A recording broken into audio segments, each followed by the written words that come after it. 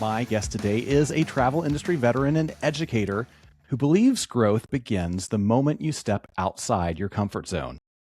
A high school dropout turned award-winning agency owner and mentor, she built and scaled a successful travel business for over a decade and now focuses on helping travel professionals think bigger, lead with intention, and grow with confidence. Stacey Cabell, welcome to the podcast. Thank you so much for having me. What an intro that was. Wow. Thank you. I know. Sometimes you don't realize how impressive your own life has been until someone reads it back to you. But that was just what I needed for today. So thank you very much. Excellent. Well, that about wraps it up for Gather and Go. Thanks for being with us. How easy was that? This was the easiest podcast I've ever done. Exactly. Now, I do want to talk about that intro, though, because you have come a long way from a decision you made maybe in your teens that maybe you would rethink now. Tell us about that journey from, high school didn't work out the way you would hope to you built and scaled and sold a very successful travel agency. I will try to do that as quickly as possible because that story, as you can imagine, being 51 years old is about, so long. Sure. So when I was younger, I had struggled a lot with mental health and I had struggled with a lot of social anxiety. And when I was by the time I was 17, I had dropped out of high school. I had left my childhood home and I was living in a motel. Wow. And I would say probably 2.5 years after that, I became a young mom and I was just really needing a paycheck at that time. I had always wanted to be in the travel industry, but at the time, being such a young mom, I really had to find a job as a high school dropout that would welcome me. And at the time, I had an in the medical field. So I worked in the medical field till I was in my mid to late 30s when I decided, you know what? If I don't start doing something that I'm personally passionate about, my life is going to come and go very quickly. And I ended up enrolling in the Travel Institute and getting my TAP test at the time, passing my TAP test, and joining a host agency. And long story short, a year later, I opened up my own travel agency and I really specialized at the time in family travel. I had young kids. I was on a budget and I thought, you know what, if I can find these deals and work this magic for my family, I would really love to do it for others. Quickly after that, I realized after bringing on a few agents that my passion was actually helping others. And I really think that stems from my background, figuring out that some of the things that I had to overcome in my life, if I could do it, I could definitely help other people. So that is a very condensed version of how I went from high school dropout to opening up an agency. Yeah, no, that's an incredible story. There's a couple things, little threads I'd love to pull on. You said you did like a year-long training program or something. Tell us how valuable that was for you to go, completely a different direction from medicine to being able to get in travel. What was the value of that training for you? Oh, it was really unbelievable. Honestly, the Travel Institute itself, and I have no, affiliation with them more than I'm a supporter and I'm a PEP member. They have had my back for 14 years. And just to have that education it provides some comfort, right? And it's exciting, but at the same time, it can be very overwhelming. But their programs make it an easy transition, an easier transition.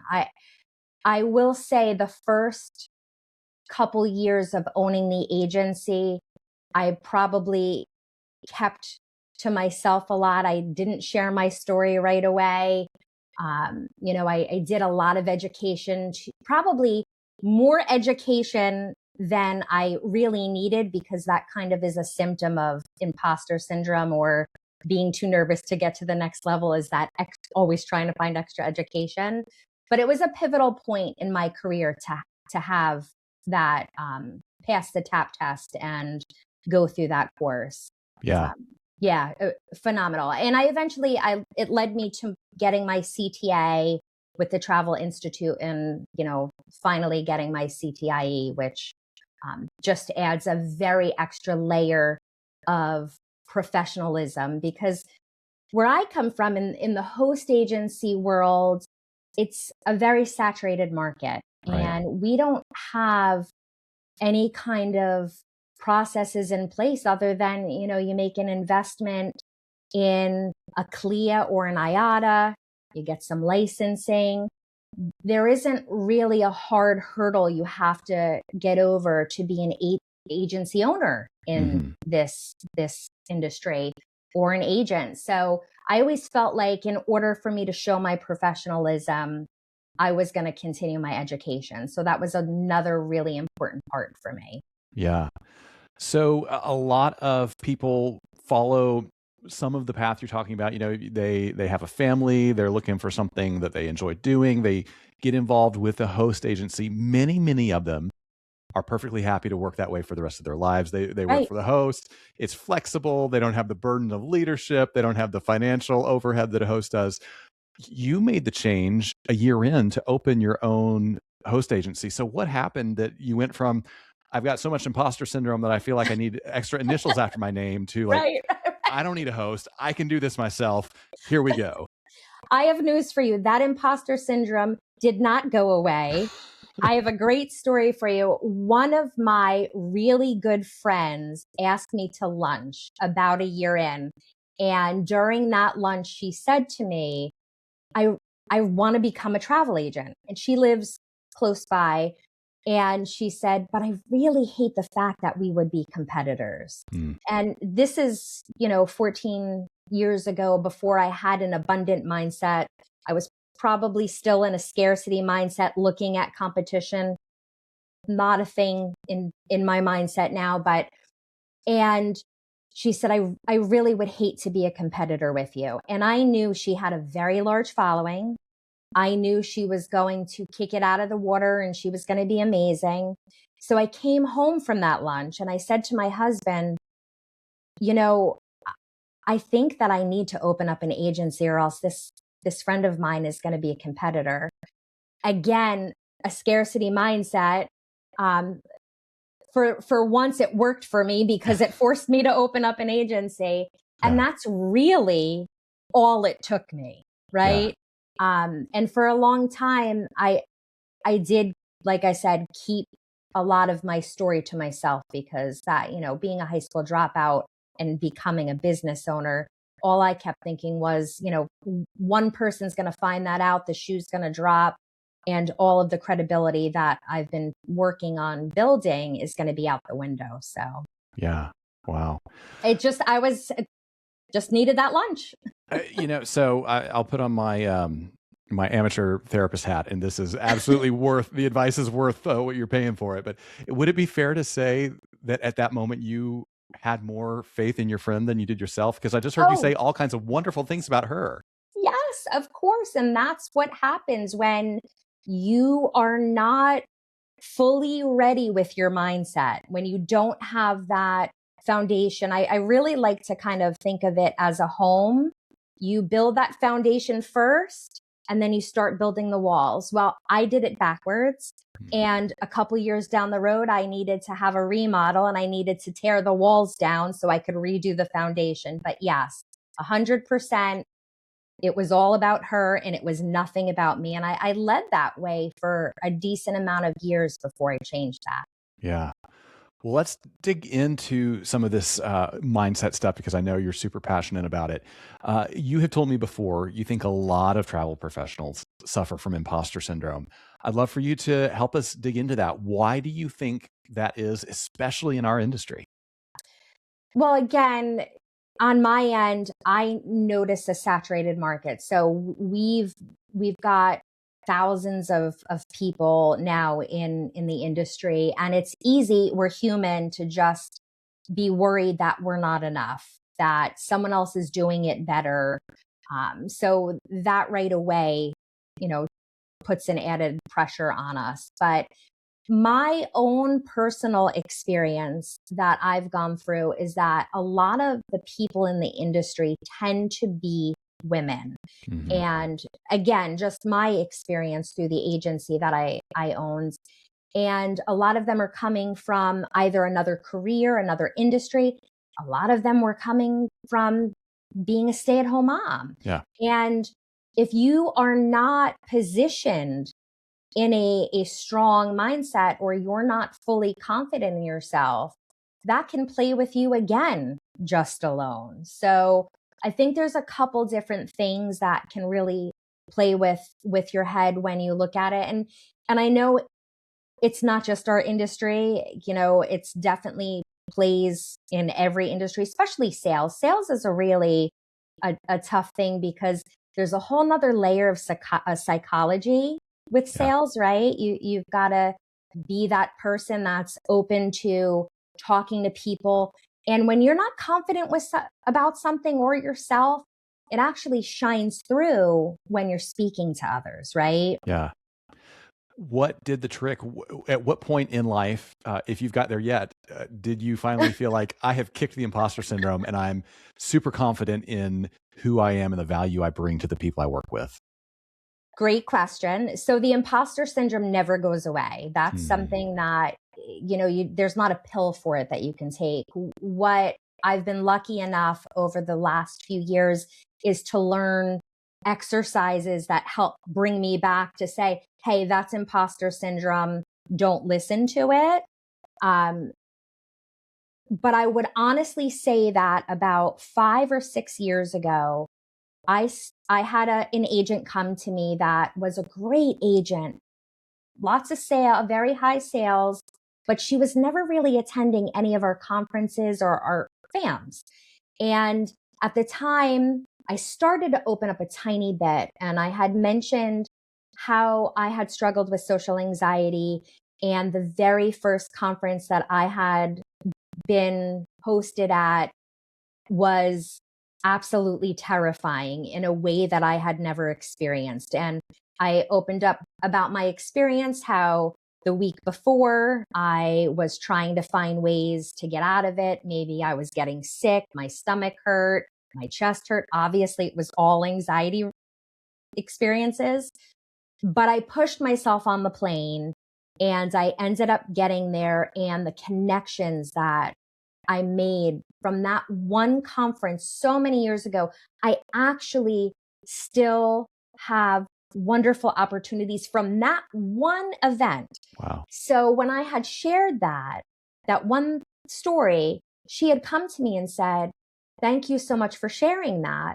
I actually also suffer from social anxiety, and that's why you're not seeing me on any of these FAMs or these conferences.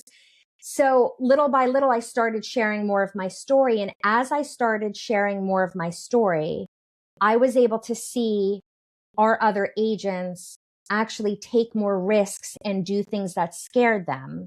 And by watching that process and seeing that it was okay for me to open up about my story and that my story actually helped a few of them, that allowed me to realize that I needed to embrace my past. And it didn't eliminate imposter syndrome by any means, like I said, because that's not something we ever, get rid of. But it really did help me sit with my story and say, you know what?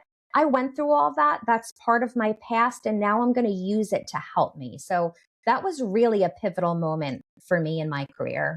Yeah, I love that story. I think a lot of us, especially once you get to maybe midlife or something, you start to recognize, I know what negative self-talk sounds like when it comes to maybe my body image, maybe my relationship status, maybe something in my family. Like I can start to recognize those things.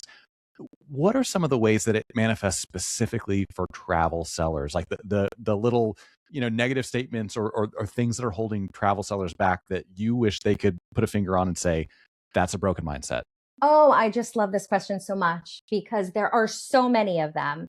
But a lot of the ones that I see are when someone maybe has not been to a destination or hasn't sold a specific product before, that they tend to either over research and continuously research and research without moving forward, or saying, you know what, I'm not ready for this. I think I need to pass it along, or I need some more training. And once I get more training, I'm going to be ready. There are endless ways that it shows up for us as advisors. There really is. And it's a lot of that talk that comes up in our head that just says like, hey, I'm not ready for this. I don't want to mess this up. Let me hand that off. And a lot of people don't understand. They think that's protecting the client, that they're making the smarter decision, but it's really fear dressed up as protection. It's really their fear talking. Yeah. There's another layer to that. I think for anybody who is doing group travel, I know that became something that was an important part of your agency's, revenue streams. If you're going the route where you, as the agent or the travel planner, are actually chartering the motor coach, putting up money for the hotels, attractions, and stuff like that, then there's a layer of financial risk that you assume. Not just, well, I might have an unhappy customer, but I might lose $5,000, $10,000 on this deal if I put it out there and then it doesn't go. So how do you help people disentangle, a lack of confidence from genuine financial, risk calculation? Right. And that is a extremely valid question. And I think that it comes down to, obviously, you want to know that there's some kind of interest in your group travel, right? It's a calculated risk, because in our industry, we have to take risks every day in order to grow. And a group has to be a calculated risk. So you want to know that you have a little bit of interest, and you want to know that you do have some savings. Listen, things happen. One of our bigger agents did have a group in 2020 with a company in New York that was around for 60 years that did end up closing up. Oh. And yeah, so you want to be careful, right? But you have to be able to say to yourself, again, is this a fear-based decision I'm making, or is this a true financial risk? And I think it's going to be a little bit different for everybody. You want to make sure that you have your finances in place and you do have those backups. The lead time is good, and you want to make sure you have some kind of interest. I will say, with that being said, we did have an agent that even if there was not interest, she did it anyway. Sometimes it is just taking a blind leap, as long as it's a calculated blind leap. Yeah. I know that's a very kind of muddy answer. No, it makes sense. And maybe, a nice way to put it is, don't take that blind leap if it's like the last ditch effort, where your business is going to close and you're going to go bankrupt if the group doesn't sell. Right. There's always going to be risk, and there's always, especially if you're newer into groups, that's when I think that a lot of that fear comes in for people that are just getting into the group space. You just want to take the calculated risk. You want to really evaluate the situation, and you want to remember that if that all looks good and you still feel like it's not the right thing, you have to slow down and question yourself. Is it fear, or is this really not the right thing? Yeah. That's the biggest thing. I think that a lot of people misunderstand acknowledgement. Acknowledgement is key, because if you can acknowledge that it is fear, that's half the battle. The acknowledgement. Is this fear, or is this coming from, a real financial risk potential? And it's all about learning your feelings, learning about how fear shows up, and kind of acknowledging where you're at. Wow, that's wonderful. We've talked a lot about negative mindsets, things that might hold people back. When you work with clients, what are some of the the great mindsets that you are trying to help them get to? What are, the attitudes and habits and things like that that you found are really keys to unlocking success? It's funny because a lot of the people I've worked with quite recently, when I ask them for a testimonial, they all have the same word in the testimonial, and it's the word permission.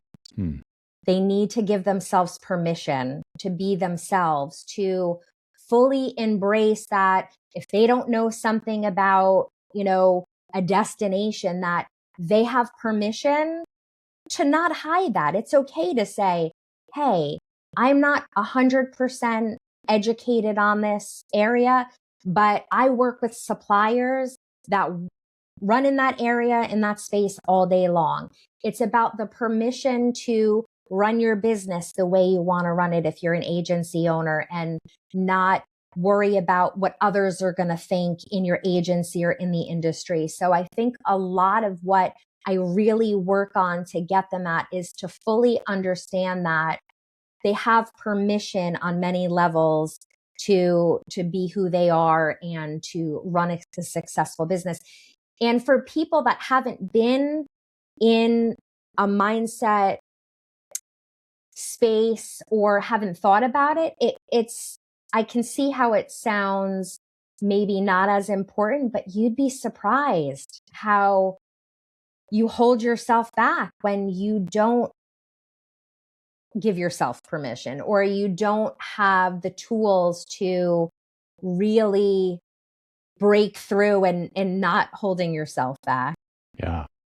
Now, I know many people, and I'm sure you know many people, that whenever they hear anything that starts to approach this kind of zone of mindset, yeah, they go, oh, woo woo, and just shut it down, tune it out. Yeah, exactly. So how do you communicate to those people who may not be in touch with that side of themselves to still get these principles into their lives in a way that is going to help them? I personally really believe that sharing other people's success helps. And, sometimes I have to revert to my own story. And something I didn't mention in the beginning, because I don't throw it around, is that a main reason that I did leave high school is because I am a 2-time suicide attempt survivor.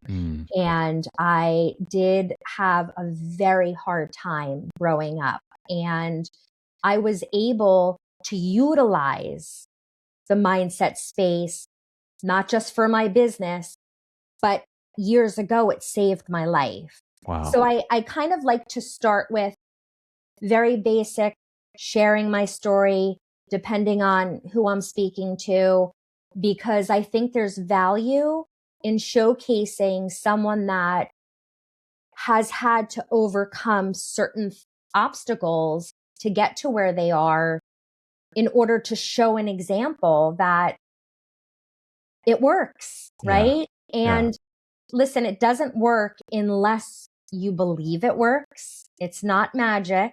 It's not something that works in one therapy session. It's not something that works in one course. But when you can crack the door into it and you can start hearing what can come of your life when you do some of the work, I really think that for me, I've had a lot of success with it. And again, I really don't love to throw my story around. But there are occasions when, like you said, somebody's like completely tuned out from it, when I can share that and they can say, all right, well, if that worked for her, maybe I need to start looking into it. Yeah. There are any number of, call them what you want, coaches, therapists, counselors, advisors, consultants who would be more than happy to take tens of thousands of dollars of someone's money to try to help them, get in a mindset space to help them succeed. And not to say that it wouldn't work, but I think there are a lot of people in your community, in our community, who say, I got maybe a couple $100, if that, or, how do I start to access some really helpful perspective if I'm on a shoestring or a zero budget? And I'm so glad we can talk about this, because it's really important.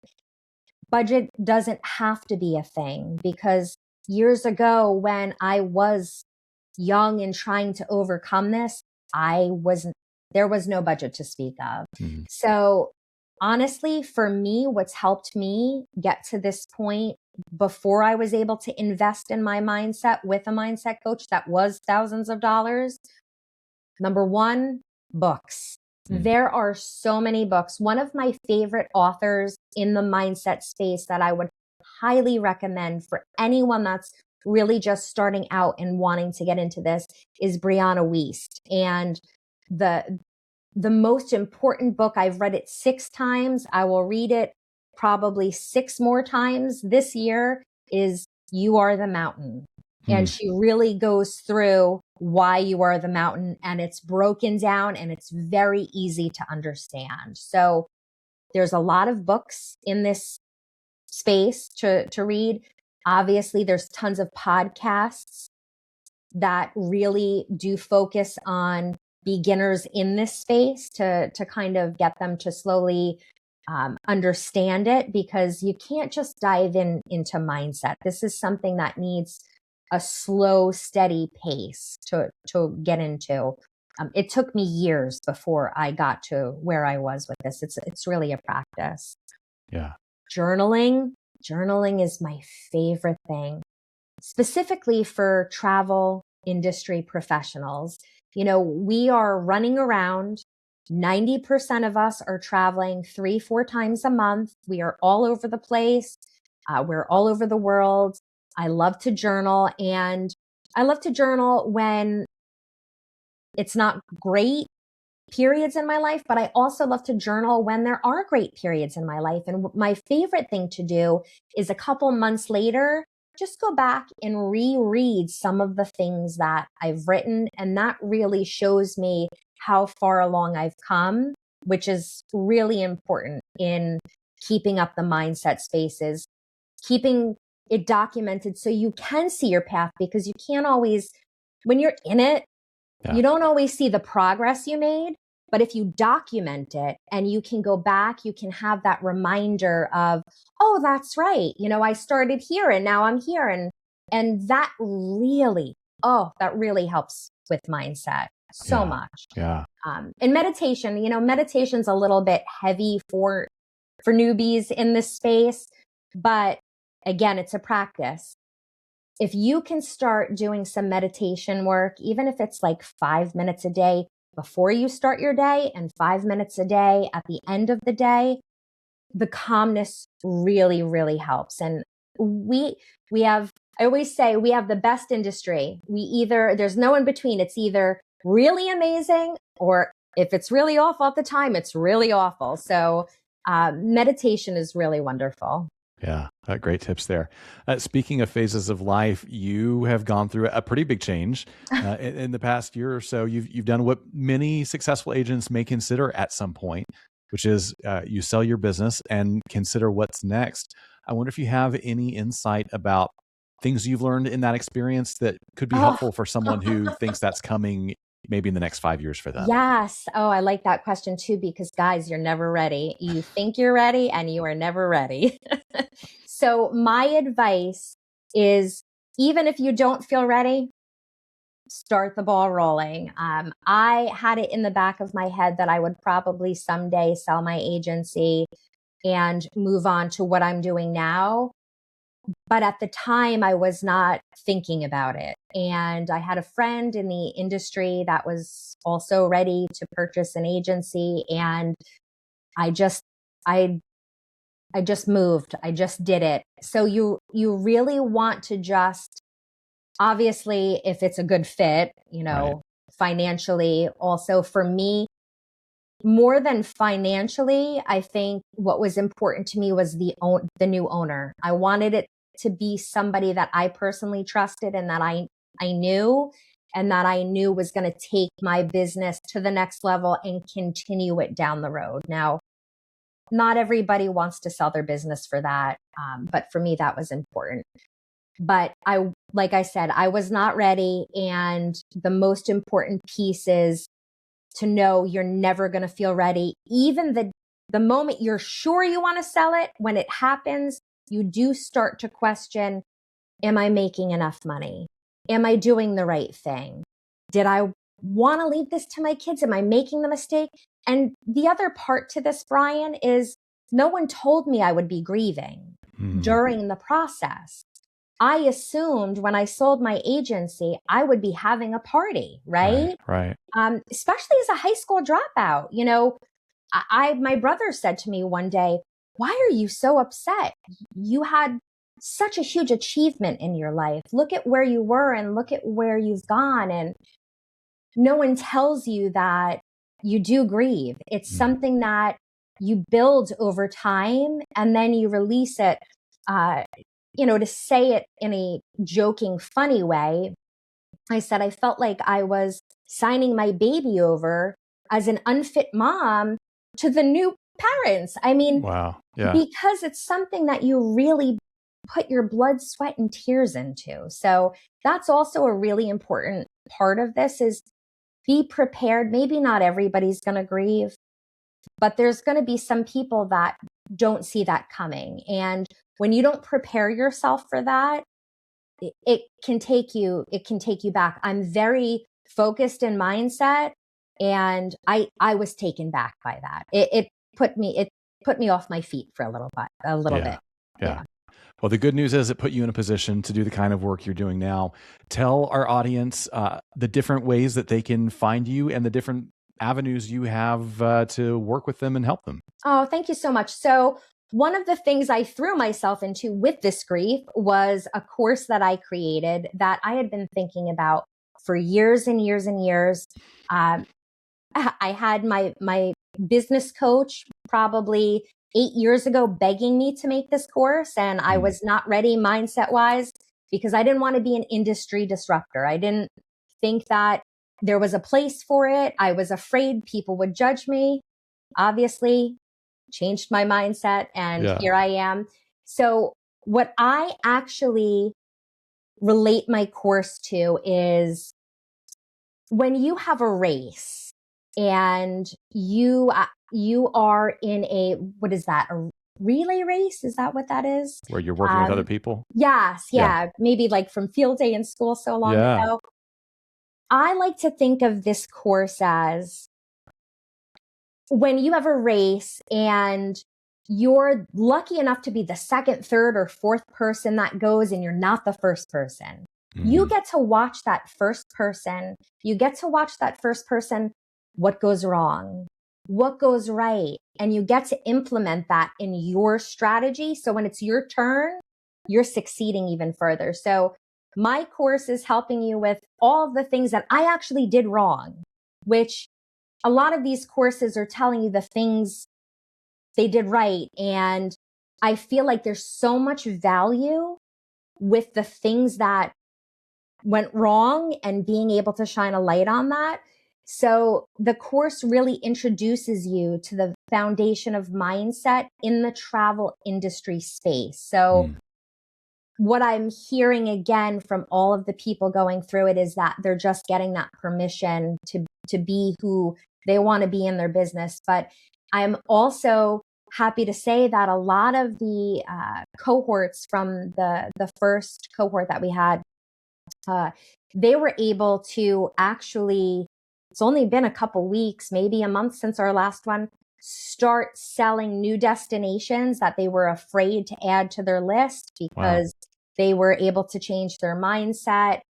A lot of the members were able to start showing up marketing on social media because, believe it or not, a lot of people in the travel industry don't love being on social media. I get that a lot, specifically, again, from women that they do not want to put themselves out there. But in today's day and age, social media is a huge benefit to your business. Huge. You've got almost free marketing and all of this audience to talk to. So being able to be okay with yourself and feel comfortable and putting yourself, or maybe vulnerable, that's what I would say, being vulnerable and kind of growing your personal brand. Not everybody's capable of having the mental capacity to do that. So I've been lucky enough to create this program, which is called the Intentional Travel CEO. It's an 8-week program. It's an hour, pretty much 45 minutes to an hour of pre-recorded videos once a week. We meet every 2 weeks to discuss what the 2 lessons were. And everyone also gets a free 1-hour one-on-one with me as well. We have a great group, a group page where we discuss, anything that we're also learning in the modules at the time. And I'm also starting to do one-on-one consulting work as well. Yeah. So where can people find all this and sign up? StacyCabell.com. So as long as you can remember my name, you can go right to StacyCabell.com. What I'd love to also mention is that if you are looking to, read more of the books, I also have a book club, free online book club, Stacy Cabell's book club on Facebook, where we read some of these books and then we discuss them at the end of our reading. Once a week, I go in, I talk about the weekly aha moments, and a lot of the books that we have read all have cliff notes and everything stored in there. So that's a great resource for people too as well. Yeah. Well, we will link to all those resources in the show notes. Thank you. Before I let you go, we have some questions we ask everyone, and they're just for fun. So no pressure. Yay. Okay. I like fun questions. Yeah. Yeah. When you book travel, are you going to book a window seat or an aisle seat? All right. So that is hysterical because I was literally just booking air for somebody yesterday. They said, should I get a window or an aisle? And I said, well, how many times during a flight do you use the ladies' room? So for me, I always get an aisle seat. That way I don't have to bother anybody to get up. Yeah, that's my approach as well, for sure. So what's something in your carry-on that you wouldn't travel without? My journal. Yep, my journal. I like to journal listen, my journal is literally right here and I didn't plan on it being here. It's right here. I don't really go too far without my journal because it's very important to me to write down when the opportunity presents itself. Because when I do go back a couple months later and read it, it brings me back to the feeling I felt at the time that I wrote it, which is very important. Whether it's good or bad, it's just a good reminder. All right, next question. If you had a free airline pass and a week with nothing else to do, where would you be headed next? Oh, this is hard because there's 2 places. I'm obsessed with Hawaii. I want to be in Hawaii all of the time. So I tend to say Hawaii if anybody asks me a question like that. However, I have not been to Switzerland yet. And that is really high on my list of places. So I think I might flip a coin for that one and see what happens. Yeah. Well, it might be about the time of year too, right? Like right about now, Hawaii sounds right now I'd amazing. be in Hawaii, I think. I'd probably want to be out of this New Jersey freezing cold snow that's been on our ground for 3 weeks now. Absolutely. I'm with you. So the last question is, what is one thing you have seen or done on the road that you wish you could go back and experience again with somebody you love? Oh, Route 66. Really? Yes. With my grandmother. My grandmother was hugely patriotic. And I would have really loved this year with the anniversary to just hop in the car and drive around. And yeah, absolutely Route 66. Yeah. How cool. What an experience.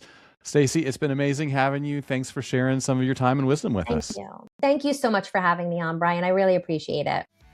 Hey, thanks so much for joining us for this interview. I want to let you know that conversations like this are just part of what you will hear if you tune into a full episode of the Gather and Go podcast. When you listen, you'll get travel news you may not hear anywhere else, along with some really helpful road tips, some smart analysis, and maybe even a hot take from me about issues that are impacting travel right now. Now, you can hear this full episode along with many others by searching for Gather and Go in your favorite podcast player, or you can click on the link right below this video or one of the videos right here to my side. Thanks for watching. We'll see you again soon.